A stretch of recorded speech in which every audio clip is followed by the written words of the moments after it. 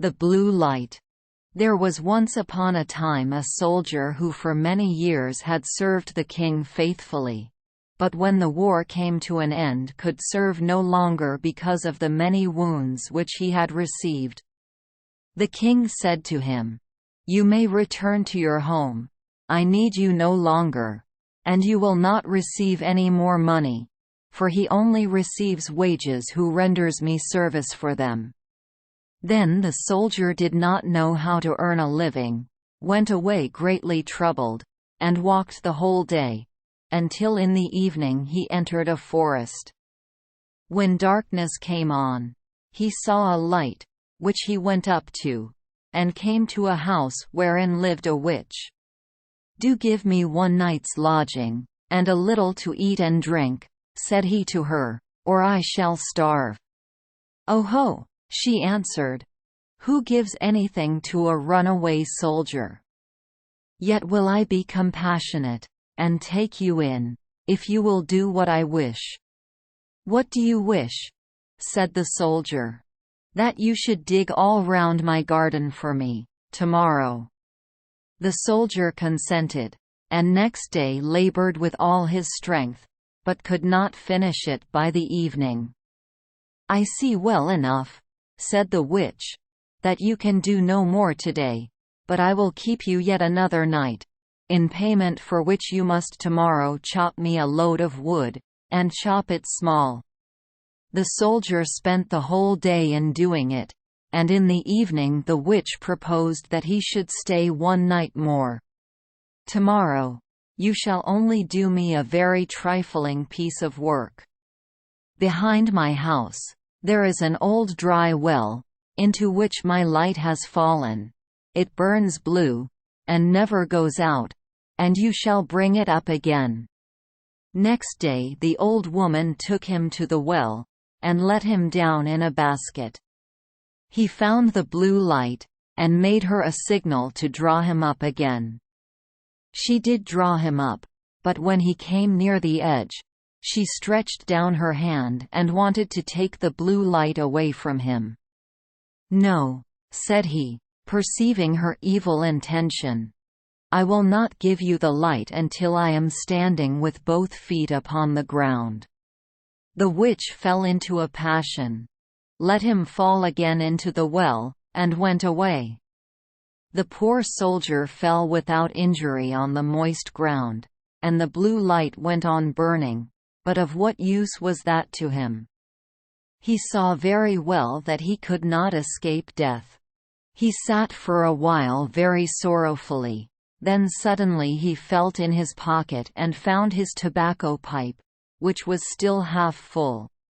"This shall be my last pleasure," thought he, pulled it out, lit it at the blue light and began to smoke. When the smoke had circled about the cavern, suddenly a little black dwarf stood before him, and said, "Lord, what are your commands?" "What my commands are," replied the soldier, quite astonished. "I must do everything you bid me," said the little man. "Good," said the soldier. "Then in the first place help me out of this well."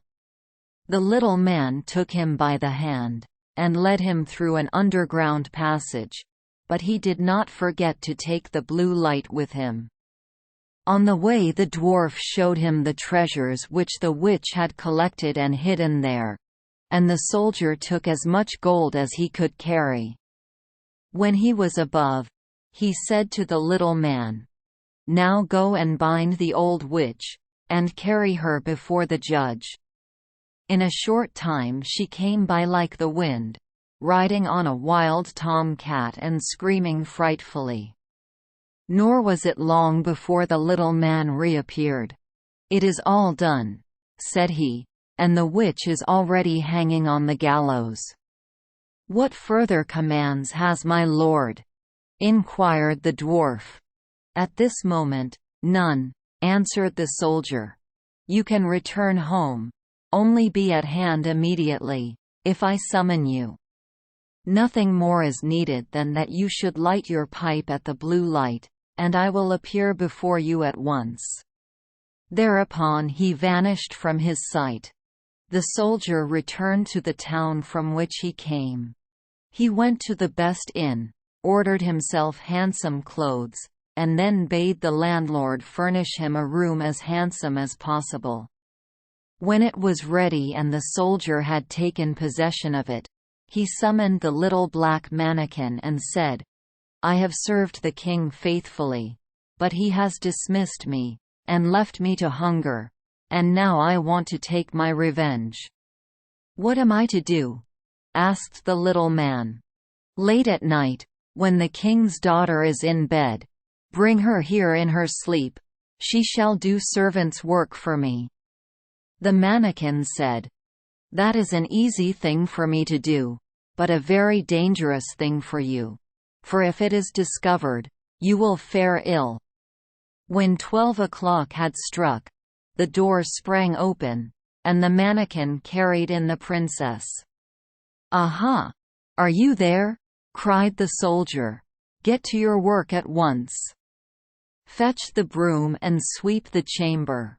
When she had done this, he ordered her to come to his chair, and then he stretched out his feet and said, "Pull off my boots," and then he threw them in her face, and made her pick them up again, and clean and brighten them. She, however, did everything he bade her, without opposition, silently and with half-shut eyes. When the first cock crowed, the mannikin carried her back to the royal palace, and laid her in her bed. Next morning when the princess arose, she went to her father, and told him that she had had a very strange dream. "I was carried through the streets with the rapidity of lightning," said she, "and taken into a soldier's room, and I had to wait upon him like a servant, sweep his room, clean his boots, and do all kinds of menial work. It was only a dream, and yet I am just as tired as if I really had done everything." "The dream may have been true," said the king. "I will give you a piece of advice. Fill your pocket full of peas, and make a small hole in the pocket, and then if you are carried away again, they will fall out and leave a track in the streets." But unseen by the king, the mannikin was standing beside him when he said that, and heard all. At night when the sleeping princess was again carried through the streets, some peas certainly did fall out of her pocket, but they made no track, for the crafty mannikin had just before scattered peas in every street there was. And again the princess was compelled to do servant's work until cock-crow. Next morning the king sent his people out to seek the track, but it was all in vain, for in every street poor children were sitting, picking up peas, and saying, "It must have rained peas last night." "We must think of something else," said the king. "Keep your shoes on when you go to bed. And before you come back from the place where you are taken, hide one of them there. I will soon contrive to find it." The black mannikin heard this plot, and at night when the soldier again ordered him to bring the princess, revealed it to him, and told him that he knew of no expedient to counteract this stratagem, and that if the shoe were found in the soldier's house it would go badly with him. "Do what I bid you," replied the soldier, and again this third night the princess was obliged to work like a servant, but before she went away, she hid her shoe under the bed. Next morning the king had the entire town searched for his daughter's shoe. It was found at the soldier's, and the soldier himself, who at the entreaty of the dwarf had gone outside the gate, was soon brought back, and thrown into prison. In his flight he had forgotten the most valuable things he had, the blue light and the gold, and had only 1 ducat in his pocket. And now loaded with chains, he was standing at the window of his dungeon, when he chanced to see one of his comrades passing by. The soldier tapped at the pane of glass, and when this man came up, said to him, "Be so kind as to fetch me the small bundle I have left lying in the inn, and I will give you a ducat for doing it." His comrade ran thither and brought him what he wanted. As soon as the soldier was alone again, he lighted his pipe and summoned the black mannikin. "Have no fear," said the latter to his master. "Go wheresoever they take you, and let them do what they will. Only take the blue light with you." Next day the soldier was tried, and though he had done nothing wicked, the judge condemned him to death. When he was led forth to die, he begged a last favor of the king. "What is it?" asked the king. "That I may smoke one more pipe on my way."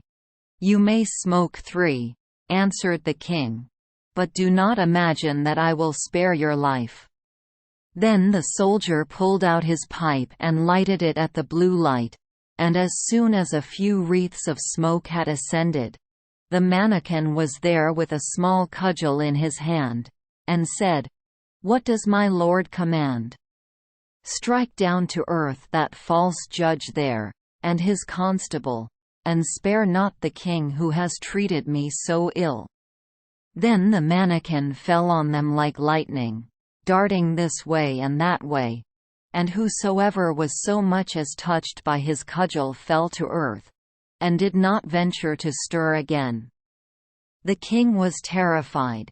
He threw himself on the soldier's mercy, and merely to be allowed to live at all, gave him his kingdom for his own, and his daughter to wife.